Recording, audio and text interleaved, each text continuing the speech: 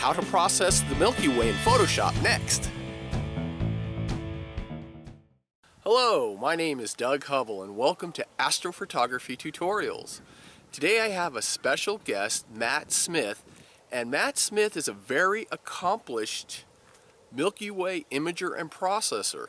And what he's going to do today is show you how to finish up the Milky Way processing in Photoshop. If you haven't seen part 1, I recommend going back and seeing part 1. He shows you how to prepare it in Lightroom. And now he's going to go through the step-by-step process on the same image data that you also can download in the comment section below. So on to you, Matt. So the file has been transferred from Lightroom to Photoshop.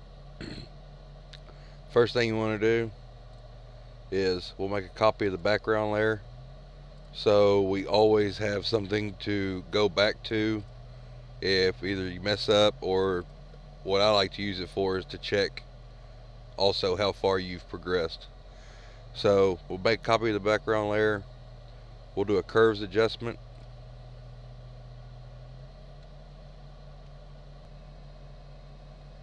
Nothing too major. That'll be pretty good. We'll go ahead and do another curves adjustment, and this time we'll try to take care of just a little bit of that light pollution. If you don't have it on your photos and you don't have to worry about this step, I'm just gonna take this out. If you do have it, just kind of make sure you brush over that area.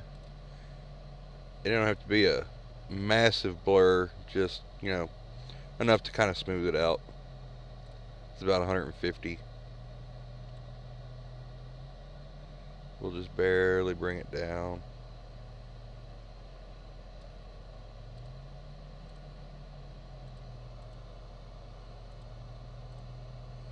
That helped take a little bit of that light away.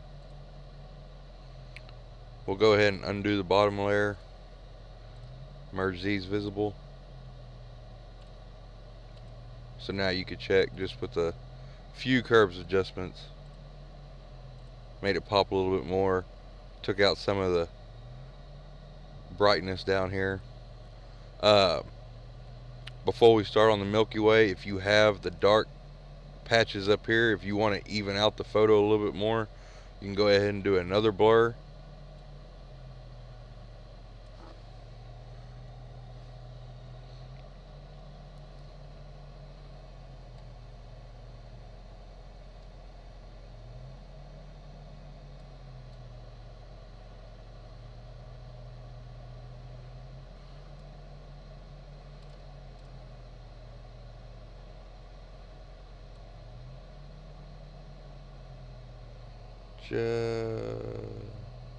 Might be a little bit too much.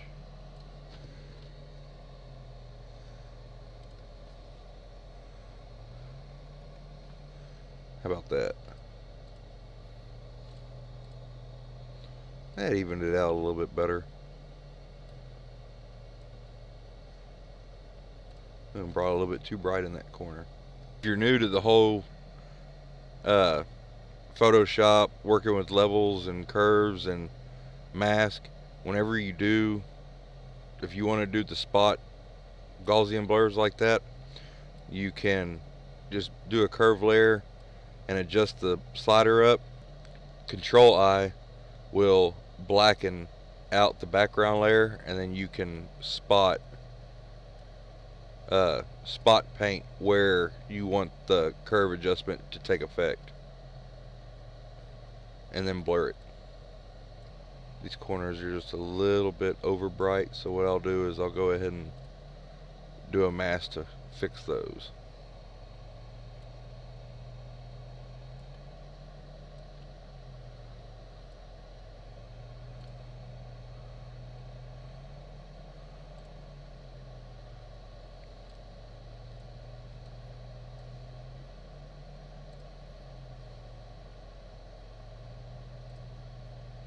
And if you're working with the curves and you want a little bit more control, what I like to do is just give it a point, click, and then use your arrow keys to fine tune it instead of trying to use your mouse. It looks like it evened it out pretty good. Okay. Do another merge visible, keeping the background layer. Now you can look. That has worked out pretty good so far. Again, I'm not doing anything with the foreground in this image. I will add another video showing number one in Lightroom the processing techniques using the enhanced foreground from the plugins, and then bringing it into Photoshop and really fine-tuning it to pull out the detail in the foreground that really makes landscape nighttime photography really the beautiful art that it is. Okay, so now we will do just a contrast boost of the Milky Way. So we'll do another curves, bring it up, and do the Control I to cover it. Paint over the Milky Way. Again, like in Lightroom, you'll just paint over the whole thing. You don't have to be exact, because this time we have the blur function. Give you a little bit more control. And that's pretty good. Anytime you use a blur on the Milky Way, normally it'll be over 200, probably around 250 or so.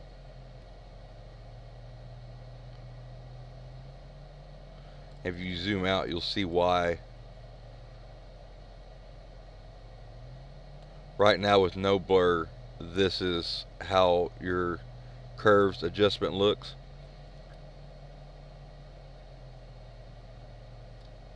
Up around the 250 mark, it spreads out and you get all of this, these little tendrils of dust right here. It really helps it make it pop just a little bit more. It gives your Milky Way a whole a more sweeping perspective. So we'll okay that. Now, just having the Milky Way highlighted, and we'll do a midpoint there, add a point here, and we'll drop the darkness down. And you can just see the difference just by bringing it down right there. And again, like in Lightroom, your top of your frame here is going to get darker, but we'll just do another curves adjustment layer just like this, same blur and everything, and really make this section right here pop on its own.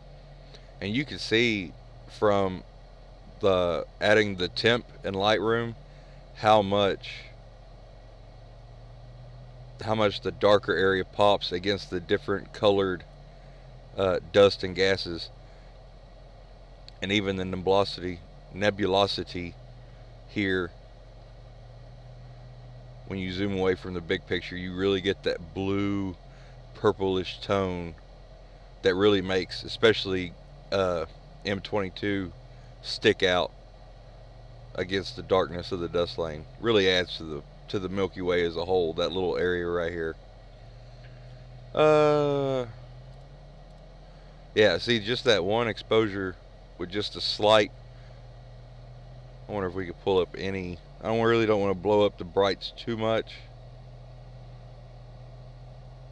because when we sharpen it later, it's the force of habit that I always, several times, I'll just click and see if I like it or not. I'm really liking the central area here. We'll fix this up a little bit later, and the next step will be just to bring this out just a hair more. So I think that's good. We'll do another one. And pretty much all your processing in Photoshop is just repetition. It's just doing an adjustment with curves, blurring it, doing your contrast, picking out as much detail as you can, and then you can fine-tune where you do the curve adjustment. So on that last step, we focused pretty much right here. Now we can do it for here, and later we'll do it for here and make the whole Milky Way really pop.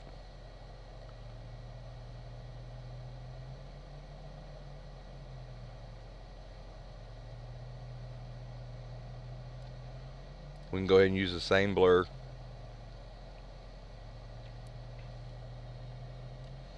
Bring the slider about to there. If you really want that darker area to pop, you could drop your dark point a little bit, but you're really trying to focus on this area and this top area, because you want this dark area to remain its own individual spin-off of the main arm, and that the bright area right here will really help with that. If we get too many layers open, we'll go ahead and merge these again. And starting off from the picture we pulled out of Lightroom till now, we've gotten this far. So we're doing pretty good. There might be a little bit more detail to be had in here. It might not be much, but for the sake of the tutorial, let's see what we can do. See if we blow it out. We got a dark spot here and here. We might be able to add a little bit here. Probably not much, but it might be worth a try. This time you might want to use a little bit of a smaller blur just to keep this area concentrated. Pull back and see what you got. Yeah, you can see it's overlapping this much pretty good. So we'll scale it on down. Don't want the point of the blur is not to have a definitive line, because if you were to have a definitive line, then this area, whenever you do your curve adjustment, will really, you'll be able to tell there's a line here, like you did the processing. So you really want that line to be blurred, but you just don't want it to be, you just don't want the blur to be coming into this other area that you've already finished. Around 100, a little over 100 is pretty good. Sure we keep the dark part dark. And you can see we're already back off into here. I don't think it's really going to work too much. We're missing a little bit. Tell you what we can do. We'll give it just a little bit of a bump, and then we'll roll the highlights off. That really brightened up that top area. Maybe just a little bit too much. Let's bring this down a hair. Pretty good. You added a little bit more halo in this area. You kept this area dark, which is what you wanted to do. You really want to extend that arm, especially on a crop sensor like the T3i. You want to extend that arm as much as possible to get the grand scale of the Milky Way, which on the T3i you can do it. You just have to work a lot harder. There's that. Now, since I'm not doing anything else to the foreground, and I've done, well, we could do this bottom right here. Now, this bottom part, since it goes off onto the horizon, you can either do one of two things. You can either do its own curves and give it a contrast curve by itself, but what I have found is that it doesn't work the way you expect it to. Let's see what we got here. What I mean by that is, especially on a crop sensor with the high noise, it's really difficult to get, and you can see when you zoom in, you see all the different colors, and you really don't have a dark dust and a light dust mix.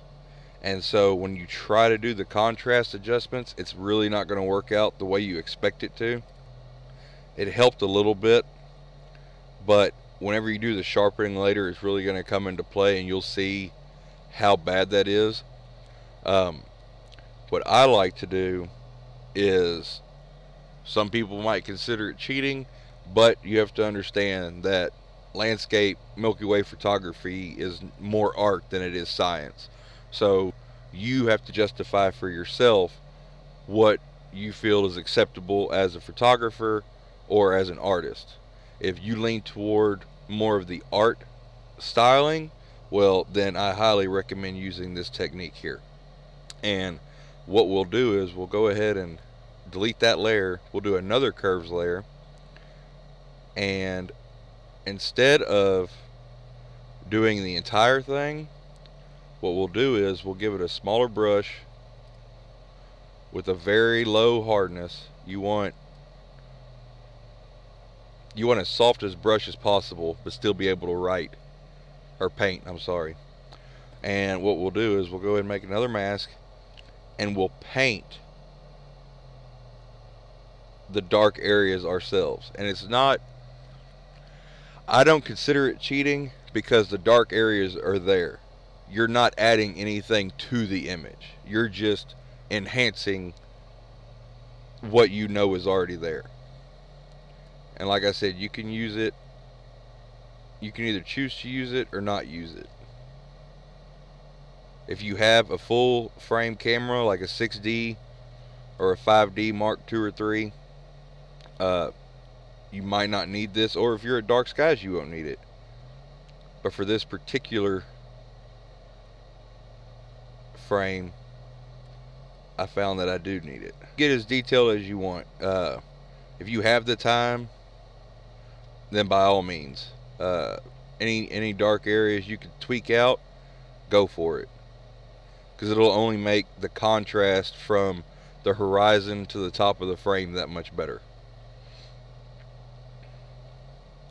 Got a little bit of a spot here. And if you want to go to a lower brush,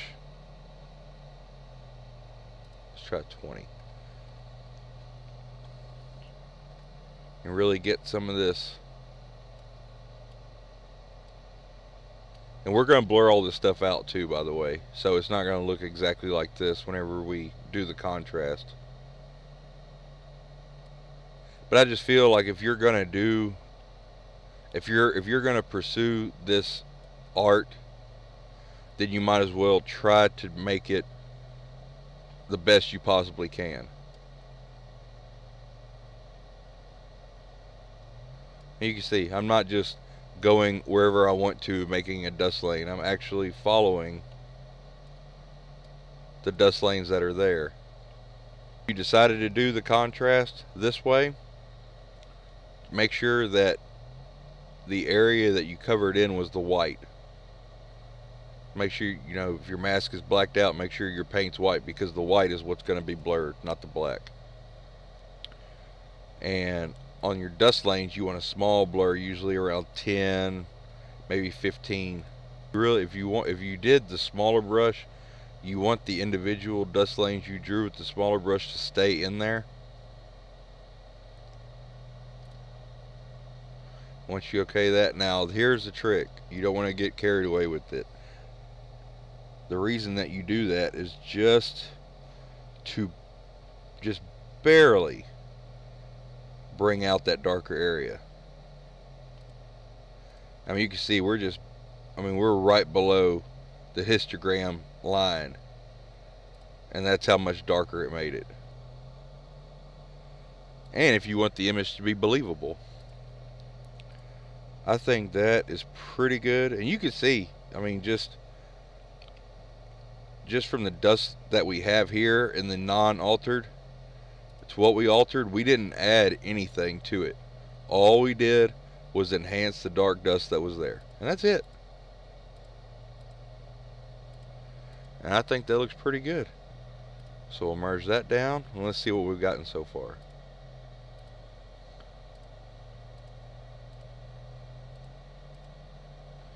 Look at that dark lane pop. That looks so good. The edges are all the same. Got a nice silhouette going here of the foreground. If you have these dust lanes up here visible, you can do the same technique we did down here. If you try to do a contrast adjustment, what you're going to end up doing is blowing out everything else. So you're going to be counterproductive. So we can do a spot.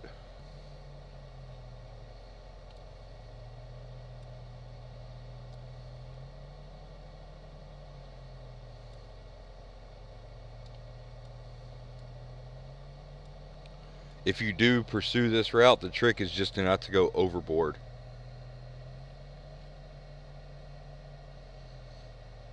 Just very subtle. That'll be pretty good. We'll do just a small blur on this. Nothing too major. That looks pretty good. Use the same ones we did. And the same thing. This is just going to be barely under. Look at that difference.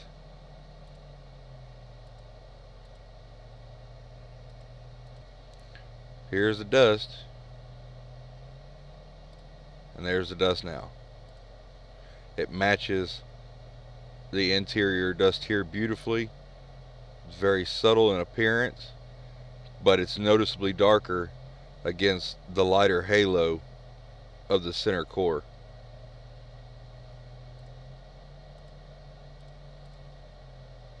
Looks beautiful. Okay, so now that we have this merged, we'll go ahead and take the histogram off, and you want to copy. Tell you what, let's name this Lightroom and Photoshop. That way we know the difference. We'll copy your photoshopped one again, and what we're going to do is we're going to sharpen it, and we're going to sharpen it a lot because we're going to layer mask over it. It looks like a pretty cool abstract painting, but you're going to sharpen it just unto oblivion, but then you're going to layer mask over it and do an opacity layer that will help, and you're not going to do anything to the background stars. This is all Milky Way, so you can see how much detail, and even down here your dust lanes right here that you've added in really help out a lot to the whole picture. So we'll sharpen this layer, then we will add a layer mask,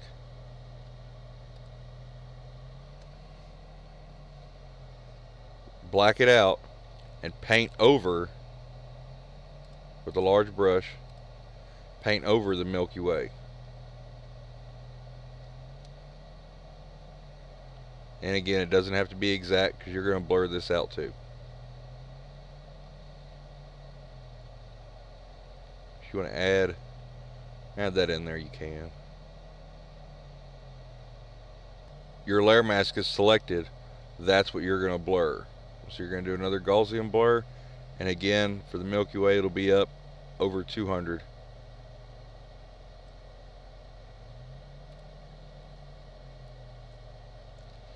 Now this is your sharpened layer with the mask over it and the Milky Way exposed. So your Milky Way is the only part of this layer sharpened. Opacity will be different for different images, different landscapes, different cameras, but since, you know, again the background is silhouetted, all we have to do is worry about the Milky Way. And here is, it's almost your final touch, so this is the one you really want to nail. And as you lower your sharpening, you can see 0 is the same as the background layer, but as you increase it, you'll notice how much it really has changed. If you're using a crop sensor or a camera with relatively high noise, you'll just want to zoom in and see. That'll give you a pretty good idea, because you don't want it to be 0, because then you might as not well sharpen it at all. But you just got to find a good balance and an almost 3D like appearance. That is also kind of what you're looking for. Using these dust lanes as guide points, you can see how they almost pop from against the darker galactic core right here. They look kind of flat in this image here and too blown out. Obviously everything's too blown out, but a nice, let's see how that looks. And again, toggle on and off. I do believe that looks pretty good. Merge these two so it'll be done. Here was the original image we started with, very black, kind of dark. But I mean, definitely a visible Milky Way. And just with repetitious actions in Lightroom and in Photoshop, this is how we ended up out of Lightroom. And then with Photoshop, we've managed to transform that dark image into this image with beautiful dust lanes. You even got the dust lanes going out to here. Dark background sky, even background sky. Really a good image. And then you can save that. I always save it as a TIFF and as a JPEG, because a JPEG is what I usually post to Facebook. And if you save the JPEG as high quality, you'll be able to print these out and hang them on the wall and give them to people and stuff like that. People love good Milky Way shots. But I hope you all have enjoyed this tutorial. I strongly thank Doug for allowing me to be a part of this and helping other people out. If I had to say one thing about astrophotography, I would say thank God for YouTube. Because without YouTube, I have no idea where I'd be. I definitely wouldn't be able to make these pictures like this. And I can't wait till Milky Way season begins again, because I finally got my 6D. And me and Doug are going to have a Rokinon capturing contest. So we'll see how well that goes. But I appreciate it. Thank you, guys. I want to extend a special thanks to Matt Smith for going through the steps on showing us how to process the Milky Way image.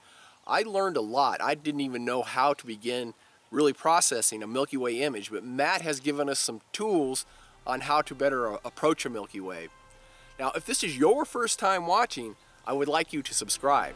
I publish 2 astrophotography videos on the 1st and 15th of every month.